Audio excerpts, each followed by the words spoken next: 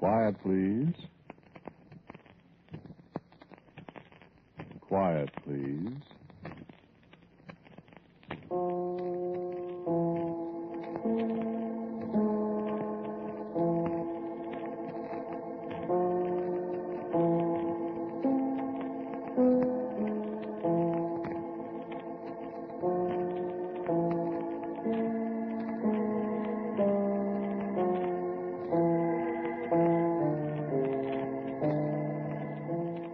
American Broadcasting Company presents Quiet, Please, which is written and directed by Wyllis Cooper and which features Ernest Chappell. Quiet, Please for tonight is called Pavanne.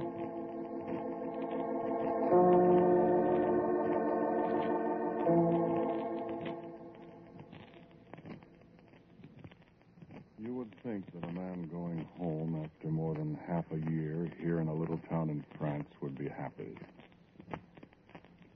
I came over here in November on one of those post-war jobs. I've been here in Vignecourt ever since.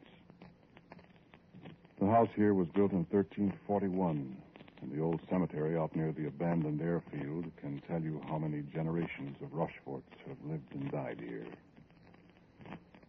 It was, of course, the oddest kind of coincidence that I, Andrew Pierre Etienne Rochefort, whose family had been American since the days of Lafayette, should return to his ancestral home. I am the first Rochefort who has stepped inside this house since the First World War, when Colonel Paul Marie Rochefort died at Chemin des Dames.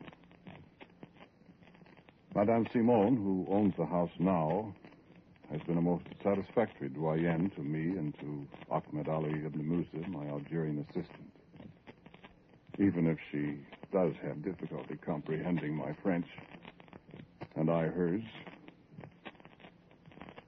I have succeeded in having the ancient piano tuned. There's an American cook here in town who was a piano tuner in civilian life.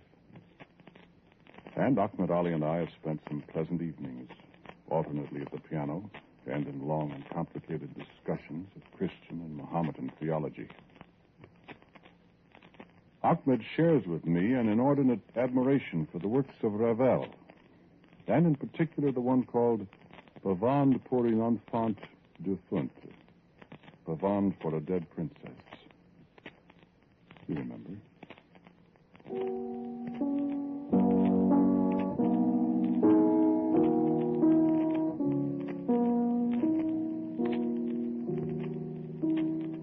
I remember that this night we'd been talking about the curious quality of fatalism that colors the whole life of the Mohammedan. It's all prescribed for us, the prophet said, before we're born, you see. But you do admit that individuals can alter the patterns of their own lives and of others, don't you, Ahmed? We only think we alter them, Andrew. Whatever we may do is merely bringing to life the cosmic play script that is already written for us. We're bound by the script as actors are. As a matter of fact, we are actors, playing parts in a drama. Or a comedy. Yes, or a comedy. But we've never rehearsed. It unfolds for us, minute by minute, hour by hour, day by day. Yeah, that's reducing life to a pretty uninteresting formula, Ahmed. Oh, no, by all means, no.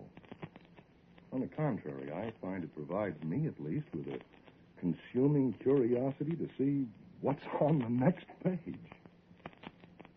Well, it certainly simplifies things, doesn't it? It occasionally provides a surprise. Such as the fact that I'm not going to play the Pavanne again for you tonight. What is written is written. In that case, I'll just cross up the prophet and play it for you then.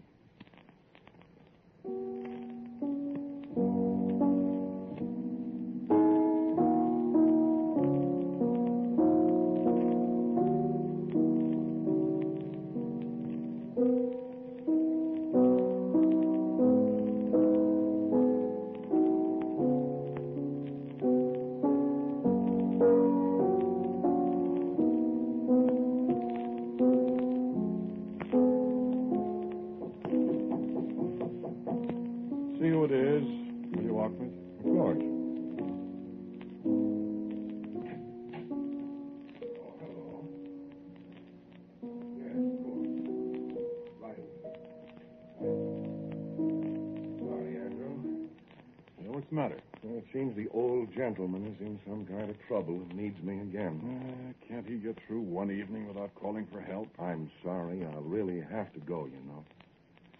Well, all right. See you in the morning, then. Right. Good night. Ahmed. Yeah? Was that written, too? Turn out the lights, will you, Ahmed? Thanks.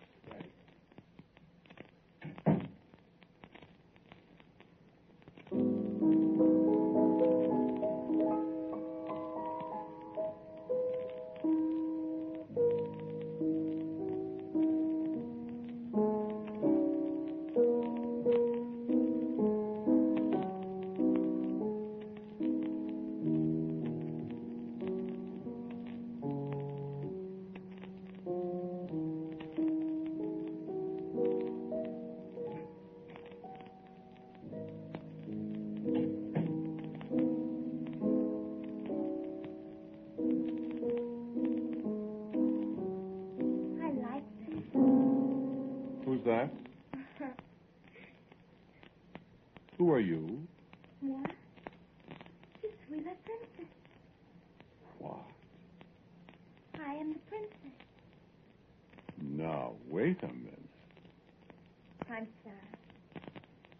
I heard you playing my song, and I wanted to see you. You play very nicely. Well, thank you. Where are you? I can't see you. I'm right here. I can see you. Well, I'll turn on the light. Oh, no. What? Well, why not?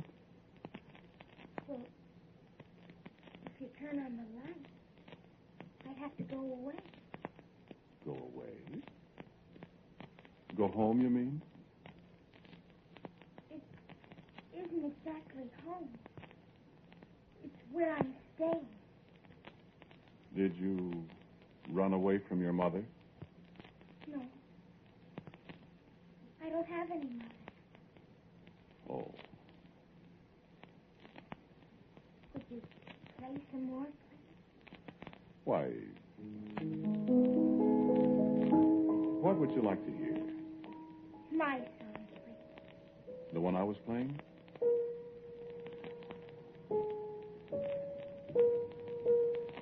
Yes,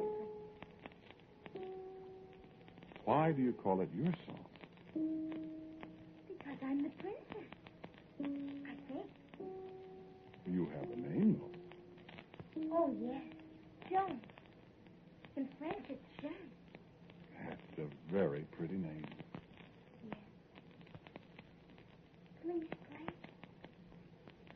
All right.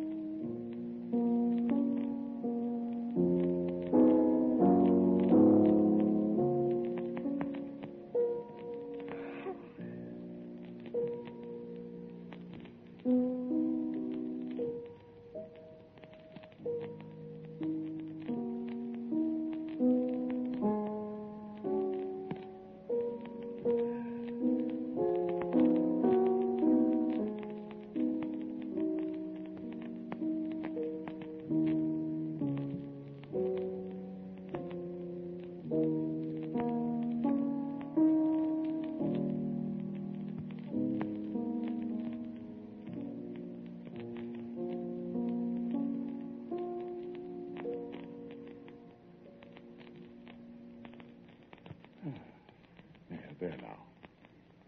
Oh, it was beautiful. Well, thank you. I must go now. Wouldn't you like a chocolate bar to take with you?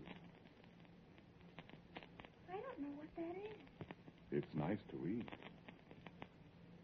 No, thank you. Well, maybe your folks would like it. I don't have any folks.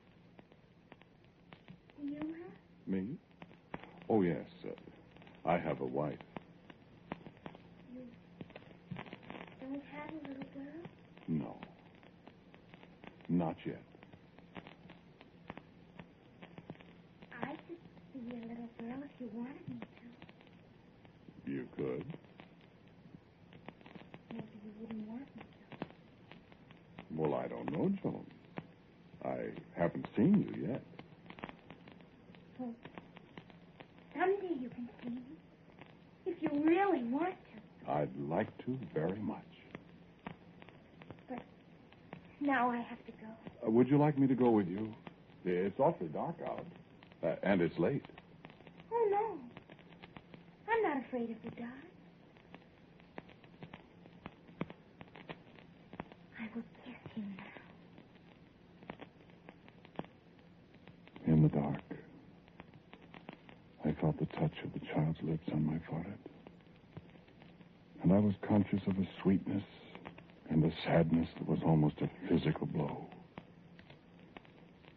And she spoke again in the darkness. Well, what? I called to her. Joan, wait. Wait, child. Play my song some other night and I'll come back. And then the door closed, and I was alone. I sat for a long time in the dark, thinking of what the war had done to so many thousands of children. Nameless, homeless, hopeless. And it was a long time before I began suddenly to wonder. This little girl, this little princess, spoke English. Where did she learn that? And where did she learn the name of the song? Why was she afraid of the light? And I smiled to myself as I thought vaguely of a little girl ghost. But my dreams when I'd gone to bed in the dark were of a little girl who skipped by my side and called me father, but who faded into nothingness when I reached for her hand.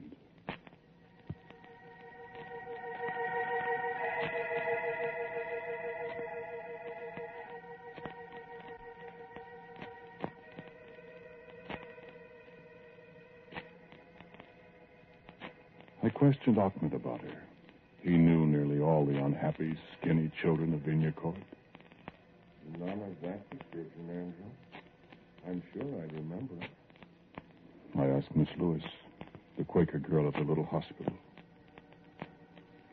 No. I'm certain I've never seen a child that answers to that. You say her name is Joan? Joan. That's right. I've never seen her. Well, new children appear almost every day. I'll watch for her, Andrew.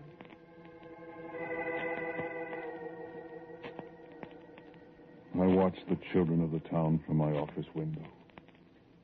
I found myself paying only half-hearted attention to the ponderous trivialities the town dignitaries brought to my desk. I found myself listening for a certain voice in the clamor of children playing somberly in the street. You will pardon me, I am sure. I've always considered myself a practical, down-to-earth person. And I wish you to consider the effect such an occurrence has upon such a man. You can understand, I am sure, that I was forced to two almost inescapable conclusions. The first, that I had seen a ghost, I discarded at once. Almost at once. The second, that I had had an extraordinarily vivid dream. This conclusion I accepted. But Ahmed, I am not so sure you're right, Andrew. There's a way, you know, to make sure. I had almost forgotten that. Play my song some other night and I'll come back.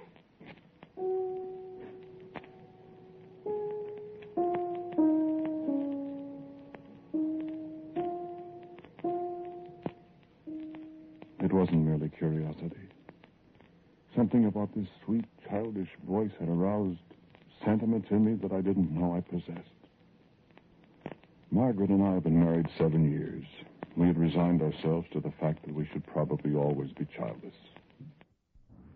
But Joan, the homeless, fatherless, motherless waif who had come to me in the darkness, might she not be the child Margaret and I wished we could have?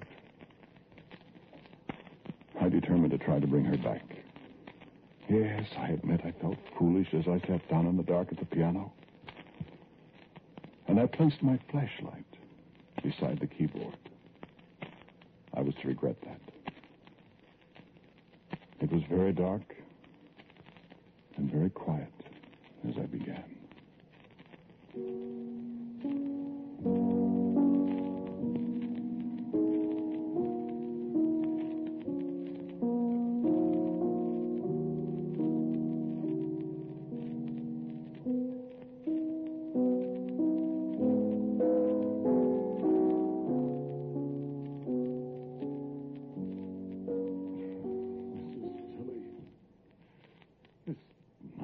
Won't bring her. Oh, but I'm here. Joan. It was so beautiful. Where did you come from? I just came in. Where have you been all this time, child? Oh, out there. I've been looking everywhere for you. But you didn't play my song. I was afraid it wouldn't bring you. Did you really want me? I wanted you very much. I'm very glad. I was afraid nobody would want me. Joan, where do you live? Well, I'm not sure. Well, what do you mean by that? I'm just not sure. I don't remember very well. Well, Joan, haven't you any parents? Parents? No. Are they? Well, they're not dead. They're just not. I don't understand you, dear. Why did you call me dear? Well, Is it because you love me? Why, Is it? Do you love me? yes, Joan. Do you have a little girl of your own? No. I wish I could be a little girl. Well, perhaps you could. I could call you Moped. Why, yes. And I would have a mama, too. Oh, yes. I would like it. Oh, I would like it very much. Shall I turn on the lights now so we can see each other? No. You couldn't see me if you turned on the light. Are you afraid I'm not pretty? I'm sure you're pretty. I don't know. You'd have blue eyes and dark hair. Yes. And you'd have a pretty little snub nose. With freckles? With freckles. Is that the way you want me? Exactly. Would my mama love me, too? As much as I do, darling. You might not love me if you knew all about me. Oh, yes, I would. I would love you and Mama very much. All my life I would love you. Then it's settled. Now, let's have a look at you. Shall we? I picked up my flashlight and pressed the switch. I called, Joan! Joan!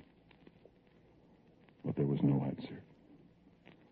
I sprang up and flicked the wall switch. The bare bulb hanging from the ceiling threw every object in the room into bright relief. I was alone. And as I stood there, dazed in the sudden brightness, I heard a small sound.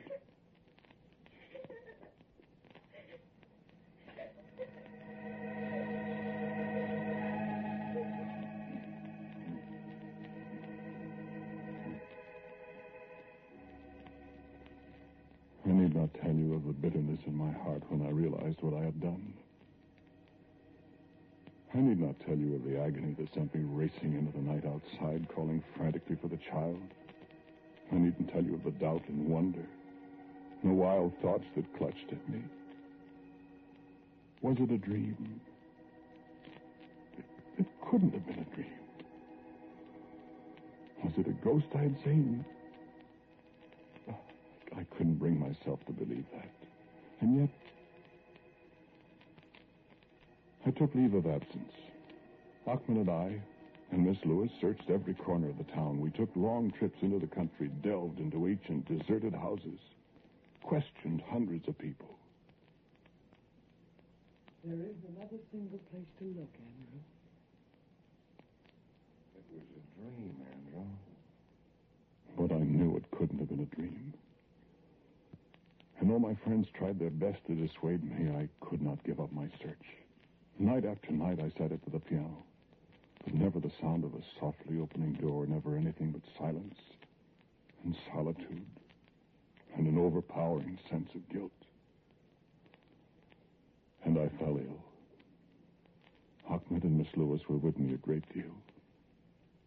Can you drink this, Andrew? Watching me, nursing me, stilling my delirium. At last the fever passed, and I opened my eyes to the same dingy, ancient room in the house of my forefathers. Then, lying alone in my bed at night,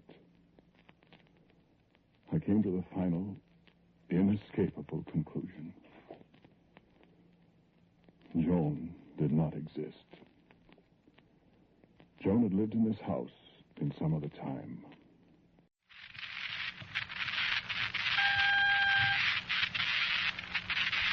Quiet, please. Quiet, please.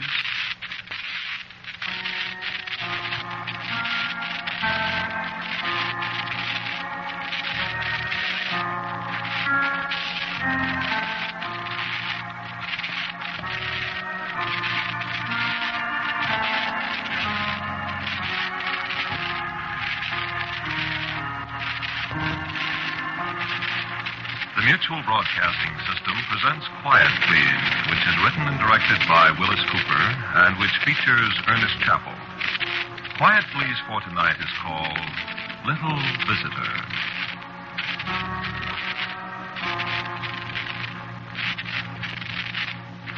All I know is there was a train wreck. I don't even remember the train wreck, but they told me about that afterward in the hospital. 20 years ago seems a long time when you just say it. But after all, it was only 1928, wasn't it? The year after Lindbergh flew the Atlantic, remember? I don't remember it, of course. I don't remember anything before the train wreck. Amnesia, they call it. Just like they have on the radio and the soap operas, only when it happens to you, it's very rough not having any childhood to remember. You just think about that for a minute. Think how dull your life would be if you hadn't any school days to remember, if you didn't have any memories of your kid friends. Oh, I've heard you talk about them, comparing notes with other people, laughing, sometimes being very sad when you think of somebody you knew in the 8th grade, and maybe he died in Guadalcanal or someplace. Maybe some of my kid friends did, too. When you get to talking about your childhood memories, and all I can remember back to was the hospital with my head hurting and a lot of people asking me questions that made it hurt worse. So I walk away, and sometimes I cry a little. Grown man crying. Grown man. I don't even know how old I am. I don't know who I am. Really, though, I'm not full of self-pity all the time. I try to take it in my stride. But a thing like this leaves scars. Worse than the one on the back of my head. The name I use is Smith. The doctors at the hospital gave me that name. They gave me my first name, too, which I don't specially like. But the fellow who suggested it was friendly and good to me. So I go through life carrying Ulysses for a first name. Well, the doctor was a sentimental buzzard or something, and he was thinking about the old Greek Ulysses who had to wander so far before he finally found his home. Well, I'd wander too, he said, and maybe it'd be a lucky name because old Ulysses finally got home. Maybe I'd get home someday, too. So, I'm Ulysses. And I haven't found home yet. I've made a home, of course. Marjorie and I were married 2 years ago, and it's all right. But I'd like to find my real home sometime. And remember, I'm a locksmith by trade. They taught me at the hospital. I'm not a very good one, just a journeyman. Of course, you don't really have to be such a high-powered expert like Courtney that died the other day was to get by in this trade. Most of the work you're called on for is simple, making a key, unlocking somebody's luggage, things like that. When a job's too tough for me, there are other locksmiths in town. Well, I get by. Then there's a lot of time to think and try to remember. I keep thinking about kids. The ones I must have played with when I was a kid. And this time of the year, I get to thinking about coasting on a hill somewhere. And I do my best to remember a hill and remember who was with me, but it's always the same. I can't remember.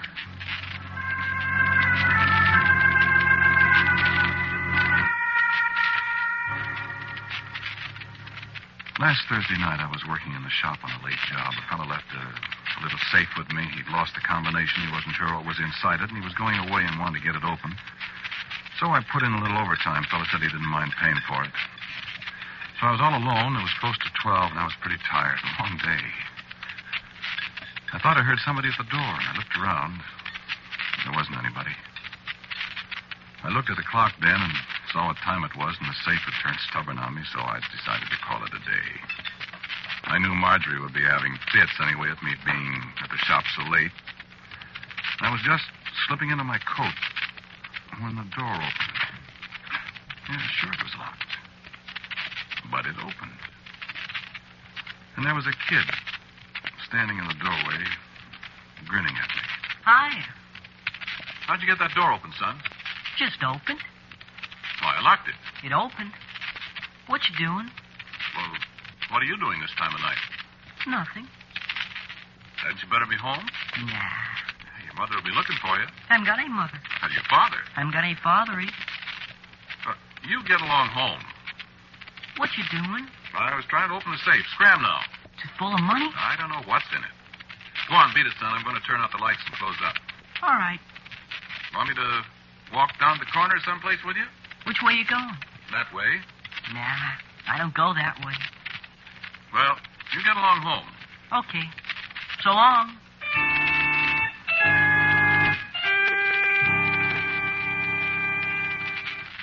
Well, I was naturally a little concerned about a kid of that age. He looked to be about 8, running around the streets at midnight. So I snapped the lights off quickly and stepped out the door to catch up with him. When I got outside, there wasn't a sign of him. Well, I got to worrying, but what could I do? So I walked down home, and just like I thought, Marjorie was sore. I don't see why you can't get some kind of work that doesn't keep you up all night. Here you come in, night after night, at all hours. Well, this is the first night I've worked since the week after Thanksgiving, huh? Well, I don't see why you have to work nights at all. Well, I don't like it either, dear, but a man's got to make a living. Yeah, and a fine living it is, too, isn't it? It's the best I can do, dear. Next thing you know, you'll be asking me to go back to work again. Now, Marjorie, you know better than that. Well, I don't see any other way of getting any decent clothes. I'm sorry, dear. So sorry. You go on to bed, dear.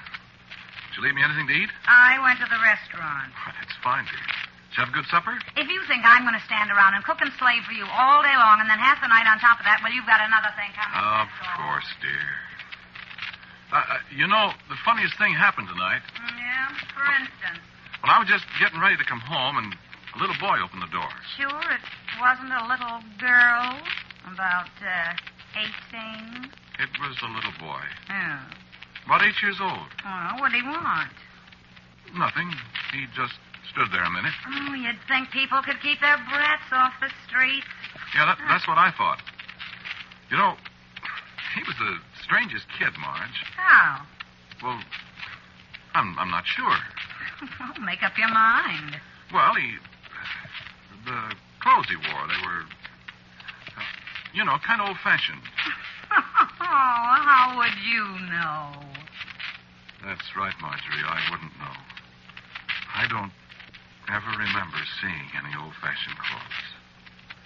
But I've seen pictures of him, I guess, or something. Anyway, he didn't look like other kids. Oh, you and your kids. That's all you think about. I wish we had a kid. Well, I'm glad we haven't. One big lummox around here is plenty. There's a can of salmon in the cupboard. I'm going to bed. I don't like salmon very well, but don't get me wrong. I love Marjorie. I know it's tough on her being married to a guy that just barely gets by at his trade. And I make allowances. Only I wish she'd be sweet just once in a while. Like she used to be when we were first married. I couldn't get that kid off my mind. I went to sleep and dreamed about him. I guess it was the salmon. I dreamed about him getting run over by a streetcar or falling in that ditch they're digging down to the powerhouse. Sound like an old woman, don't I? But, well, you see, when you got the thing wrong with you that I have, that blackout, well, you see. Anyway, I remember how the dream ended. Well, I saw the kid standing in front of me in those funny old-fashioned clothes, and he spoke to me. Don't you worry about me, Ulysses. I'll be seeing you. And I woke up with a start. And I could have sworn that boy was standing alongside the bed in the half-dark. But when I turned on the light, there was nobody there. Marjorie says, for Pete's sake, if I can't sleep, at least let her sleep.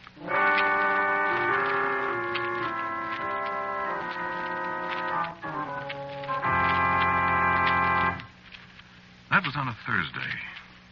I got to thinking the next morning about the boy. The way he seemed so real in my dream. But he didn't show up. Well, I guess I wasn't very surprised at that. The safe turned out to be a much tougher job than I expected, and I couldn't pry it open. I worked till about 10, and I know now why I did. I was expecting the kid to pop in. The ideas a fella gets. I stay away from talking to kids, you see, because I don't know how to talk to them. I can't talk their language. I don't know it. But this little devil, there was something about him that made me feel we could sort of brother talk to each other. Something familiar about him, if you see what I mean. I kind of felt that I really knew him. Well, he didn't show up. Saturday, I worked all day. No luck with the safe. The man was getting pretty impatient because he was leaving town the following Tuesday. He wanted to see what was in it. You know, in this business, you run into people like that. A closed door or a locked strongbox, they got more curiosity than that cat. Well, he said keep on, so I did. And I figured even if Marjorie didn't like my being away at the shop all the time, she'd feel better when she saw the overtime money the job was going to pay. So I worked Sunday. I don't know how he got in. Maybe I did leave the door unlocked. But there he was, grinning at me. Haven't you got it open yet? What are you doing here? Can I watch you? Well, you sure you ought to be here? Sure. What's your name? Jeffrey. Jeffrey what? Jeffrey Briggs. My name's Ulysses. Ain't either. Sure it is. You made that up. Oh, it's my name. Okay. But I bet it ain't. Well, it is. All right. Haven't you got that thing open yet? Yeah, it's a harder job than I thought. I used to open boxes and things. You did? You bet. I opened one once that had a lot of money in it. Good. $2. What'd you do with the $2? I spent it. What kind of box was this, Jeffrey? It was green, kind of tin. It was my grandfather's. And he had you open it for him. Oh, no, he didn't know it. Oh, I see. And he didn't know the $2 was in it. Well, don't you think it was bad to take your grandfather's money? Why? He didn't know it was there. Mm-hmm. Well... You know how I opened the box? How? I hid it. Well, you can't open a safe that way, Jeffrey. I bet you can. No, you can't. I bet you. I'll show you. You see? You see? Ooh, look what's inside it. It's money. It's money. It's $1 million. Hey, does the man know the money's in there? I know, son. He doesn't. Oh, goody, goody. Then you can keep it, can't you? The boy's eager eyes followed every move I made as I counted that money. There was $53,000. There was an old notebook and a half a dozen letters. That was all. I guess I sat there quite a while, holding the thick pile of bills and thinking. And Jeffrey's eyes never left my face. He didn't say a word. But he didn't need to. I'd heard him once. You can keep it, can't you? And then the telephone rang. Hello? Oh, hello, Mr. Murphy. Yes, I just got it open.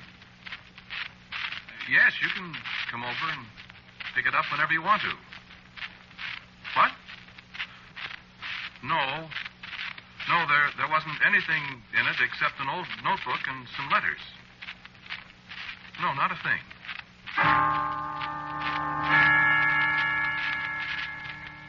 And then I put down the phone, and I turned back to Jeffrey. Jeffrey wasn't there. But from somewhere not far away, I heard him laughing. Fit to kill.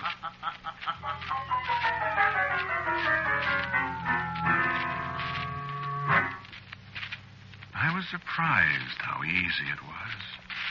Mr. Murphy never questioned me. He paid me, and I took my pay home and gave it to Marjorie, and she bought a new dress. She even kissed me. But the $53,000, that I put in my bottom bureau drawer under my shirts. I don't know what I intended to do with it. Maybe I was going to give it to Murphy. Maybe not. I don't know. Really, I don't. I know what I did, of course.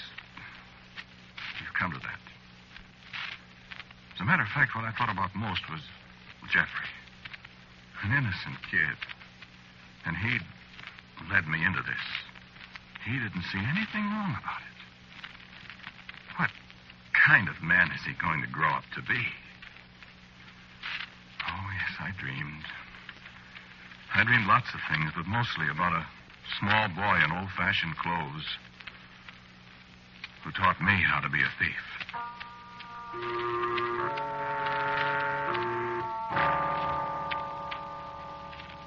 Jeffrey didn't come to the shop again. And it was the following Wednesday, last Wednesday, that I discovered the money was gone. I thought at once of the boy. If he could get into my shop, why couldn't he get into the house? He'd stolen $2.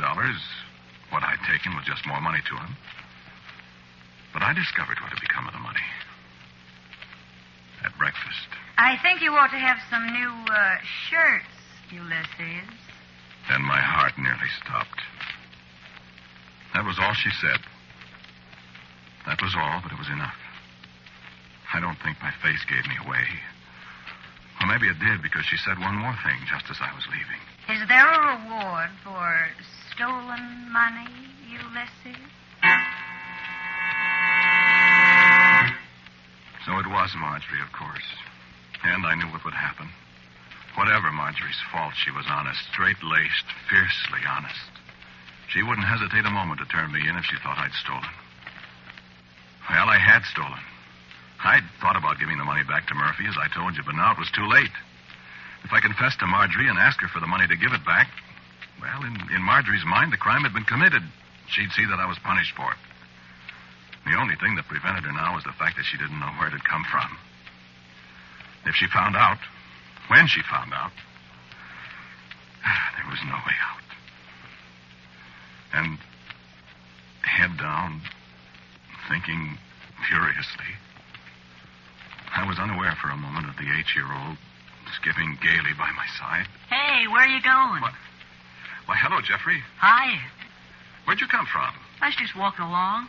You going to your shop? I guess so. You know where I'm going? Where? I'm going coasting. Jeffrey, listen. What? Jeffrey, you know, the money. You still got it? No. Who's got it? I think my wife has. Yeah, that's bad, isn't it? Yes, it is. I wouldn't let anybody take my money. I didn't want her to take this money. Well, I'm going coasting. So long. Wait a minute, Jeffrey. I can't wait. The kids are waiting for me up on Normal Hill. Where? On Normal Hill. Hey, did she really take it? I'm afraid she did. Well, why don't you stab her? What? I stabbed an Indian once. Made him dead. An Indian? Oh, it was only my sister's doll. But I played it was an Indian.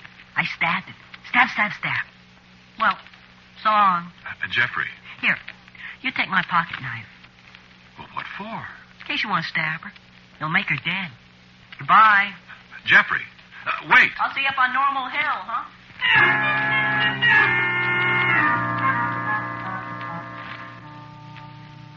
I keep wishing Marjorie hadn't come to the shop that afternoon. I wish she hadn't seen the safe lying there on the workbench where Murphy had left it because it was useless. And I wish she hadn't accused me point blank of stealing that money. Because maybe I wouldn't have stabbed her and made her dead. But I did, and I left her there in the locked shop with Jeffrey's pocket knife alongside her. And I went home and I turned the house upside down looking for the money. But I couldn't find it. I didn't have very much of my own, but I bought a ticket and I got on a train. And finally I got off. I didn't know what to do. I had breakfast and I started to walk around the town of Kalamazoo, Michigan. I don't know why I got off the train there, you see. I just got off.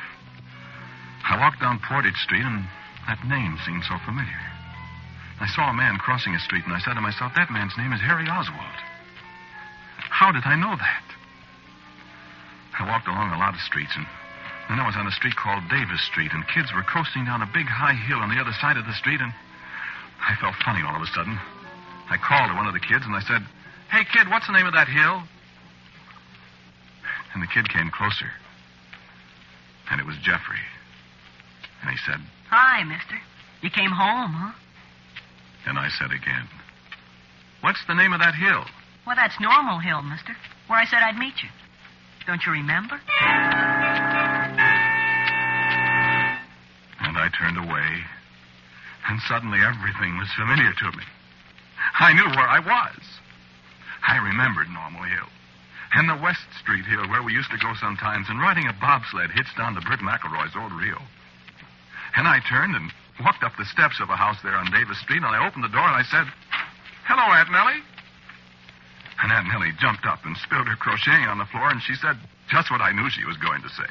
Why, Jeffrey Briggs, you haven't changed a particle. And then she fainted. Well, it took a lot of explanation how I'd lost my memory and all that. And she told me about... the time you broke open your grandfather's strong box. And about the other time. When you stabbed your sister's doll and came and told us you'd made her dead. And we had a nice visit together. And then I came away. Yes, I'm going back and give myself up. What else can I do?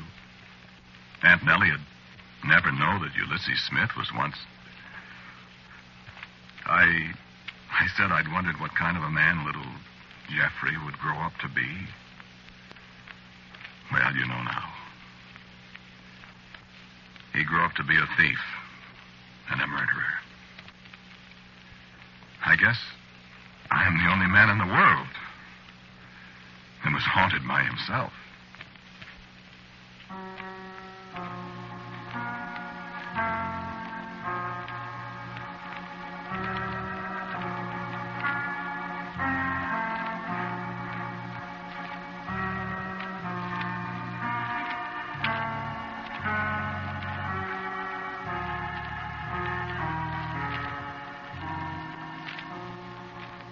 have listened to Quiet, Please, which is written and directed by Wyllis Cooper. Ulysses, the man who talked to you, was Ernest Chappell. And Michael Artist was young Jeffrey. Audrey Christie was Marjorie. And Aunt Nellie was played by Charmaine Allen. The accompanying music for Quiet, Please is composed and played by Albert Berman. And now for a word about next week's Quiet, Please, here is our writer-director, Wyllis Cooper. Next week, I have a story for you called The Room Where the Ghosts Lived. That is, if ghosts do live. Maybe we'll find out next week.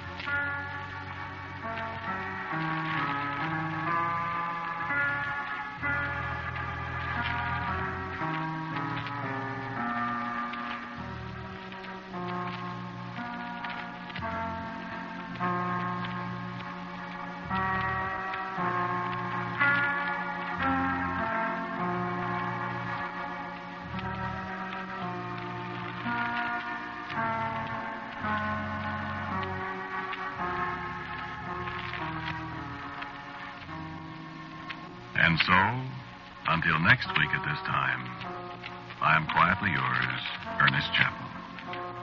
Quiet, Please comes to you from New York. This is the Mutual Broadcasting System. Stay with us for And Now with John Gambling, which follows station identification. Leading personalities of the Republican Party will hold a national radio rally over WOR at 11:30 tonight. Republican plans for 1948 will be discussed by Senator Robert A. Taft, Speaker of the House Joseph Martin, Jr., and many others. Hear the National Republican Radio Rally tonight at 11:30. WOR, New York. Quiet, please. Quiet, please.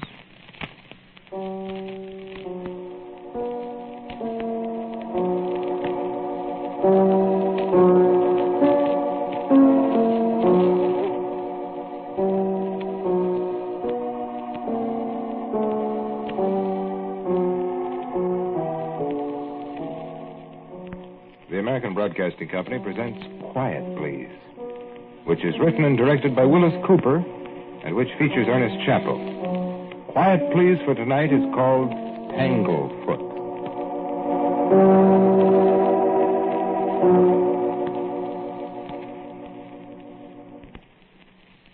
Back in the old days, when GI didn't mean general issue, it just meant galvanized iron.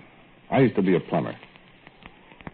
There are no cracks about leaving tools in the shop when you go out on a job.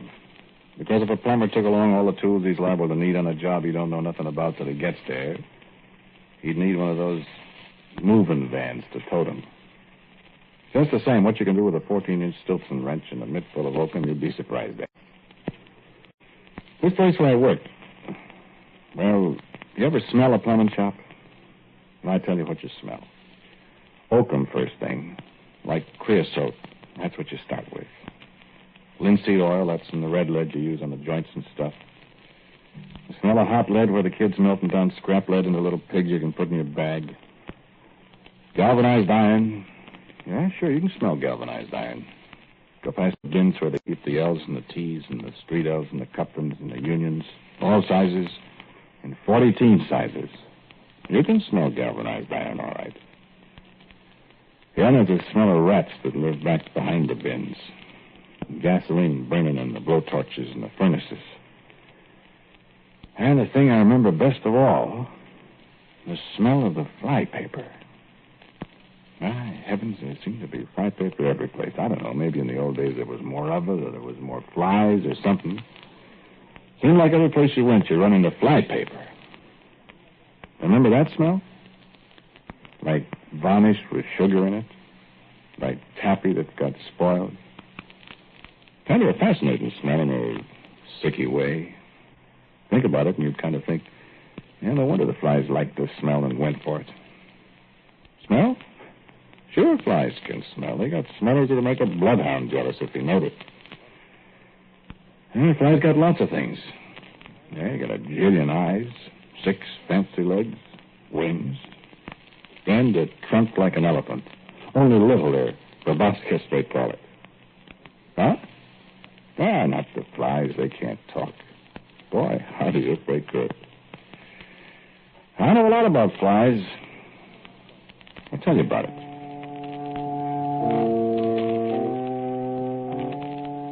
I can see it today. There was people living upstairs above the plumbing shop where I worked. That was in the summer of 1915, I guess, or quite a while ago. Their back porch hung over the back porch of the shop. Made kind of a shed where we used to thread pipe, melt up scrap lead, stuff like that. And Ricketts, the horse, he used to be tied up back down the alley with a wagon. When he was working back there, it was quiet and shady and hot. All you could hear was Ricketts stamping his feet and switching his tail at the flies, and maybe the hoo of the gasoline furnace. Whoever he was working with talking kind of lazy and slow in the heat. And boy, was it hot. I and Herbie, we was threading 3/4-inch black iron pipe. You want the boat excursion tonight, Buck? Yeah, what boat excursion? Crawfish Club on the Percy Swing tonight. Well, I thought it was tomorrow. No, tonight. Yeah, that's good enough. Get another length of pipe. Hot, ain't it? 91 thermometer says. In the shade. It's hot for old Ricketts out there in the sun. His head's in the shade. What's he hollering about? Flies, I guess. You should put the fly netting on him. Yeah. Look out, don't step in the fly paper. Fly paper every place. That Bert Kincaid, he's nuts about fly paper. Doggone stuff. Get it all over the place. Well, that's where you're throwing it. You thread up the pipe. I'll take care of the fly paper. You think with all that stuff around there wouldn't be so many flies? Flies are smart. How do you mean, smart? I love fly paper. Fly paper's always full of them. And them's the dumb flies. Smart ones look at it and smell it and fly away. Land on people, horses, take a bite. Live longer. I wonder how long flies live. I don't know. Too long. Any more lengths of pipe we ain't threaded? Here. I wonder what flies think about.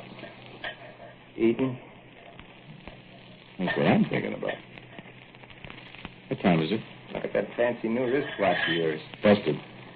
Must be pretty near noon. Gonna go home, do you? You gonna go with me? I wasn't hinting. Heck, you wasn't. Well, no flies on you, Buck. Oh, I'll make some ice cream she left for me. Your mom home? No, she went up to Peoria this morning. P.A. Bergner's got a sale or something. Well, I could stop at Ruins and get some boiled ham or something. We could make sandwiches. Oh, we got some. Well, if you got something, though, eating off you. Or... Nah. 12 o'clock. Let's go.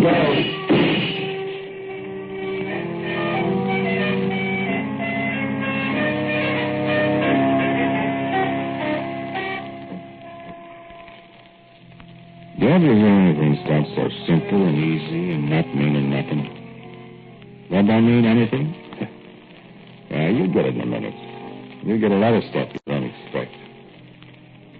It all started that way, over threading pipe and kicking fly paper around and stuff. We ate up the ice cream at Herbie's house, sitting in the kitchen. It was kind of cool. And gosh, I hated to go back to work. I hate to go back too, but I'd like to lay down and take a nap or something. Yeah, Bert Kincaid, can you? Yeah. Wish I was a fly. Yeah. Go bite Bert Kincaid. Well, but only thing that's wrong with him is he's a boss. Flies don't have bosses. Yeah. Want some more ice cream? Yeah, leave some for your mom. Well, she don't like ice cream. Don't you want some more? No, I'm full. Thanks. We can set a couple minutes more. It's only 20 to 1. Yeah. No, I'm thinking about flies. Are you crazy about flies today? Well, I just got to thinking about it. Well, what became of your dog? I'll be back to it. Gets hot. Likes to get under the coal shed. Keep cool. Maybe you had it on yourself. Wished I had a pet fly. You're crazy. Got a pet fly, fasten the rope on him, lead him around. Maybe little bitsy rope you'd have to have. Now, this would be a great big fly. Big as a dog. What kind of a dog? I like that old collie of Masterson's. Why, fly that big bite you, you'd be ruined. Looking at a fly with a magnifying glass the other day. I seen one once. Got the meanest looking faces I ever seen. Great big eyes. Jillian eyes. Look at you from all over. Always washing their faces like a cat. They carry germs. Oh, sure. Germs, though. Gee. That big fly'd sure be something. Sure be a swell pet, though. If you could tame him. Oh, I'd tame him all right. He'll be the fly tamer. Be as big and strong as a bull. Have to put a big chain on him. And fly away with you. Maybe I could train him to take me places. Fly, you know. Yeah, you sure thinking of the educated fly. Flies are smart. Fly paper catchers and good old tanglefoot, boy. You'll have to have an awful big piece of tanglefoot to catch this old boy. Ain't that much tanglefoot in the world. Ain't no fly like that in the world either. Oh, boy, if there was. Didn't you hear the whistle? Come on, 1:45. Yeah. I know what you'd feed a fly that big. Have to feed them people, I guess. Come on, let's go.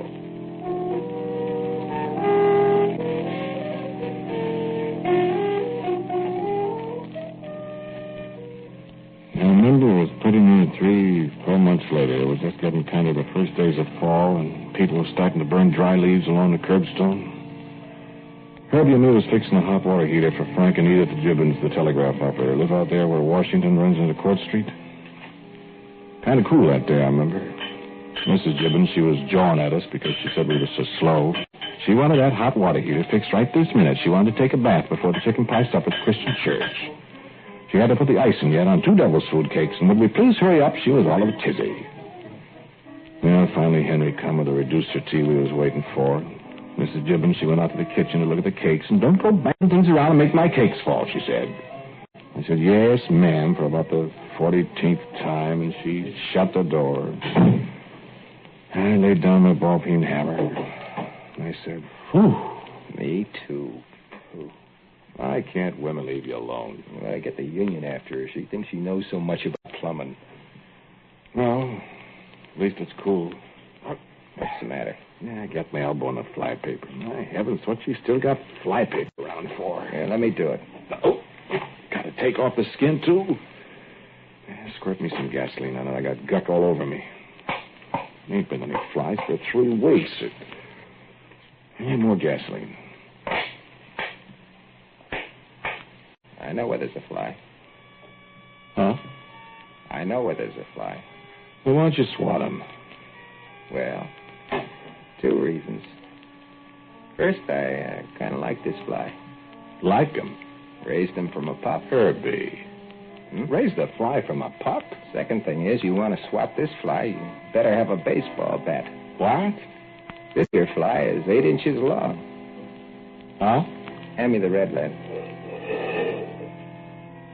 How big? Maybe 9. Where you going? Miss Gibbons. What are you calling her for? Miss Gibbons, call up the asylum. Herbie Butterworth has seen flies 9 inches long.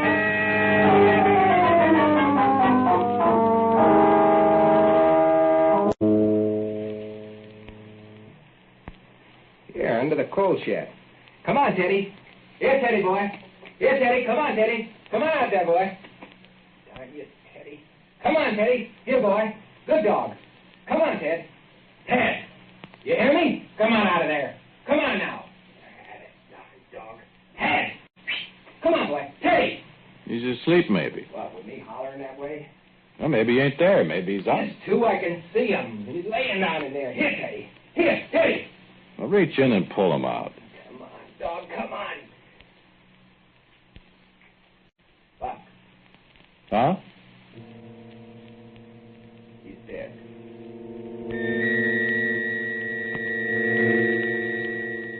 You ain't ever seen anybody. Anything, I mean, at a don't mean kill by putting germs on them or like that. I mean, well, murdered by a fly. This here fly is 8 inches long. Maybe 9. This here fly killed Teddy, that was Herbie Butterworth's dog, that was a hound dog that weighed 42 pounds on John April's scales the day before. This here fly, he just up and killed poor old Teddy. But maybe Teddy was scared to death by the fly first. Because nobody in the whole great big wide world ever seen a fly that was 8, 9 inches long. Nobody but first Herbie and then Teddy. And afterwards, me.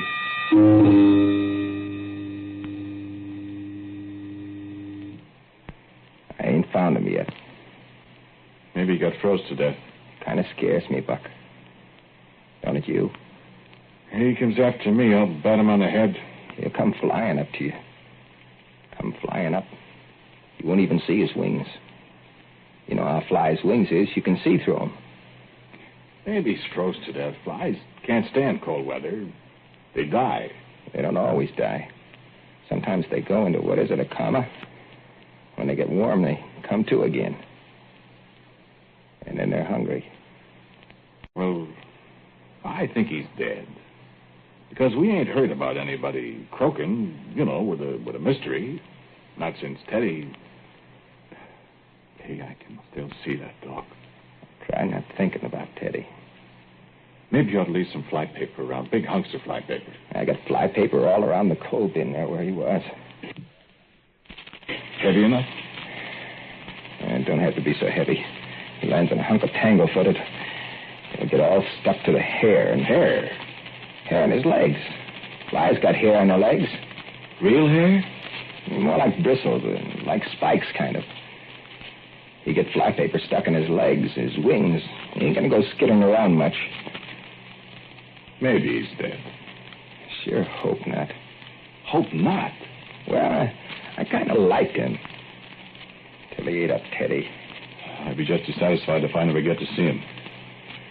It must be quite a sight, though. Like looking at a fly through a magnifying glass.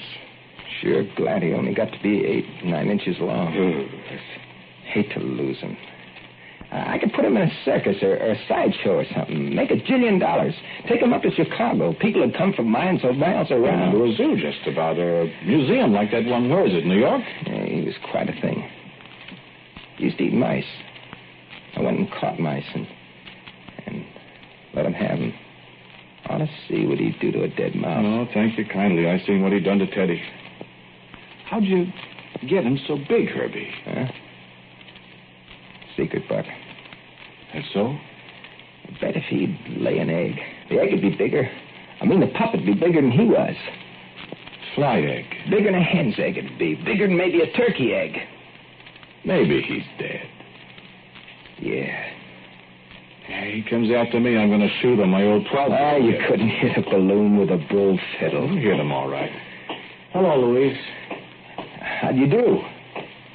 Hey, who's that, Buck? I don't know. Just moved to town from someplace in Ohio, Iowa, someplace. Louise McKinney, something like that. Where'd you know her? Met her in Empire Hall, that dance the other night. What dance? Social Athletic Club? Uh-huh. Well, night. See you at the shop in the morning. So long. It's cold, ain't it? Yeah, gonna snow. Feels like snow. More busted water pipes. Yeah. So long, Buck. Say, that Louise, what's her name? That's something, ain't it? Yeah, I feel like that there type. I like it. Say, Herbie. What? Listen. What? Listen, that great big fly of yours. Yeah? On the level now. Is there a great big fly? Huh? Couldn't you just be... Well, I just thought about it all of a sudden. I never seen this here fly. Mean you think I'm just fooling? I was wondering. I was just making it up. Was you? No. I wasn't making it up. I just wondered. Listen, Buck. I never made that up. Listen, I wished I was. I wish I'd never started making flies grow big. I would have stopped when I got one this big. I I don't know whether to believe you or not. Listen, Buck, when I think what that there fly... You remember way back last summer when we first talked about it? You said, what would you feed a great big fly? Yeah. Remember what you said? What? You said people. People, you said. That's what you'd feed him. Oh, yeah. Listen, Buck, he already had a dog. That we know about. What if he ain't dead by now and all is cold? He must be... Must be what? Hungry.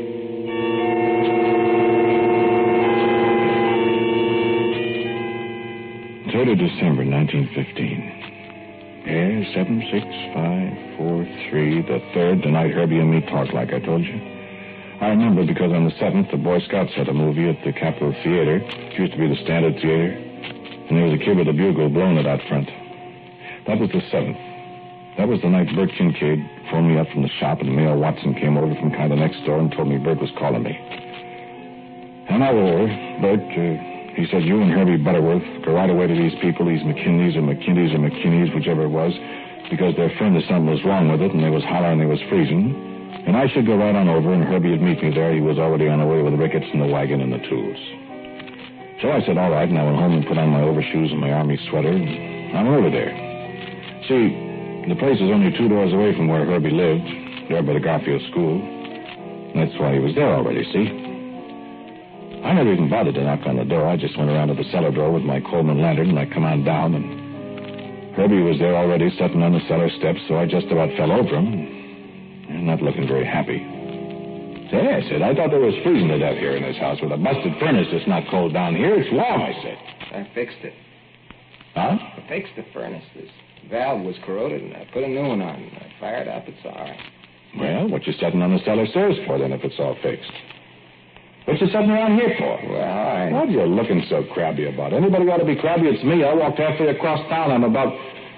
What you so crabby about? Huh? She's down here.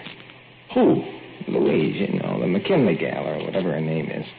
Where? Oh. That's why I ain't welcome two's company. Three's Shut up. Gonna make some time, huh? Shut up. She'll hear you. Where is she? I went back there in the preserve closet. What for? Going to bring you a jar of apple butter? The old man makes elderberry wine. He got some bottles back there he brought from Ohio or Iowa or whatever it is. 3 years old. I sure like elderberry wine. I know it. Well, I tell you, Herbie, I'm a good guy. I'm your friend, Herbie. Seeing you got everything fixed up, I'll beat it. You don't have to go. I never stood in the guy's way, Herbie. I'll go out into the cold and the snow. Ain't no I'll snow. go right home and read V.C. Allensworth's editorials in the Times, and I'll leave the coast clear for you. You don't have to do that, Buck. Just as soon as I have one drink of elderberry wine. No, there was a catch in it. Now, I'll go right away, honest, Herbie. Hey,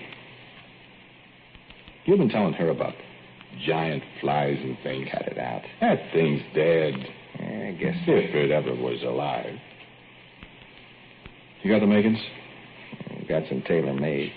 Nebos? Yeah, much obliged. Ain't you smoking? Nah. What's she doing, making that wine? Oh, man probably hid it for herself. You give her a good smacking if you find she's swapping. Probably give you a good smacking, too, huh? Why'd you yell at her? The folks will hear upstairs. Louise. Shut up. Hey, Louise. Shut up, Buck. Come on, let's go help her. Nix.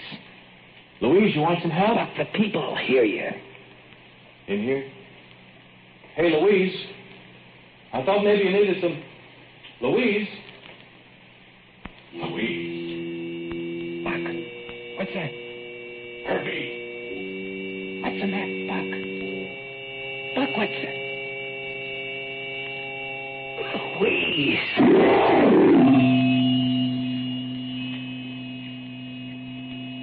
I could recognize her by her clothes. By her clothes, that's all. You never saw a person that met a fly? No, you never did. Herbie and I did. A big, not 8, 9 inches long now, down in the hot, stuffy cellar. 2 feet long. And fat and kind of logy it was, dopey, like after you had a big dinner. And Louise, Herbie, he fainted, and I... Back there by the furnace pipes, I could see them eyes, Chilean eyes, and that trunk like elephant.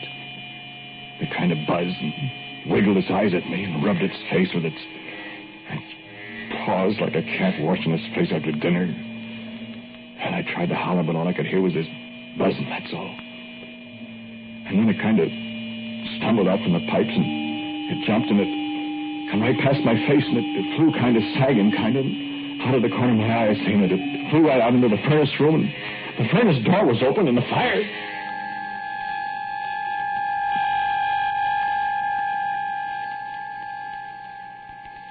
You don't want to hear anymore, huh? Well, there's only a little bit more. You've come this far with me, so... Well, they put us both, Herbie and me, in jail. They said we murdered Louise, but nobody could murder anybody like that. And there wasn't any other evidence, so... See, the fly was dead. Disappeared, and there wasn't anything to go on. So they had to let us go. That's pretty near the whole story. Ain't it, Herbie? The egg? Oh, sure. I pretty near forgot about that egg. And about the egg. Bigger than a hen's egg. Big's a turkey egg. Back there in the dark behind the pipes. I didn't see it. Buck seen it. But I never told anybody about it. Did I, Herbie? Nobody but you. And when they left us out of jail, we come back here looking for it, but it was gone. There was kind of a scrunching back there, and we looked, and sure enough... Larva. They call it in the books. You know. And we took it away with us. And sure enough... This one grew bigger than its father, or its mother, or whatever it was. And every one since then has got a little bigger and a little hungrier. Ain't that so, Herbie? Yep. Hungry all the time. Never let him out to hunt. Wait. Look at him. Ain't he a dinger? First real live pet fly you ever seen. Here, Louise. We call him Louise. Look at them eyes. Jillions of them. Look. He unrolls his trunk. Ain't that cute? Nice, clean face. See the sharp bristles on his legs? Biggest fly in the world. Bigger than a collie. Bigger than a Shetland pony, I bet. And hungrier, too. Come on, Louise. Wake up. He's awake, Buck. Uh-huh. Okay, Herbie? Okay. Go on in. No, you I'm talking to. You, he says. Go on in. Go on in. Louise is hungry. That's it. What's the matter? Can't move your feet? Sure. You stuck in something? Used to call that stuff fly paper. We got a different name for it now. Yeah, no use trying to get loose. You're stuck for good. And Louise is hungry. Only hurt a minute, that's all. Careful, Louise, honey. Don't get your feet stuck in the man paper.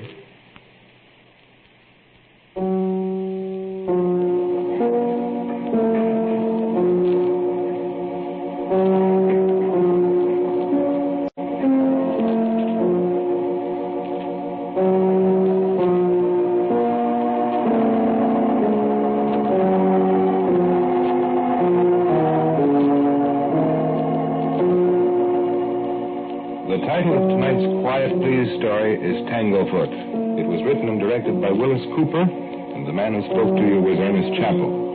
And my friend Herbie was played by Jack Lescoulie. As usual, music for Quiet Please is by Albert Berman, and the sound by William J. McClintock. Now for a word about next week's Quiet Please, here's our writer-director, Wyllis Cooper. Okay, Bill? Thank you for listening to Quiet Please. We've got a story for you next week. The strange title of The Hat and the Bed and John J. Catherine. the hat, and the bed, and John J. Catherine next week. So till next week at the same time, I'm quietly yours, Ernest Chappell.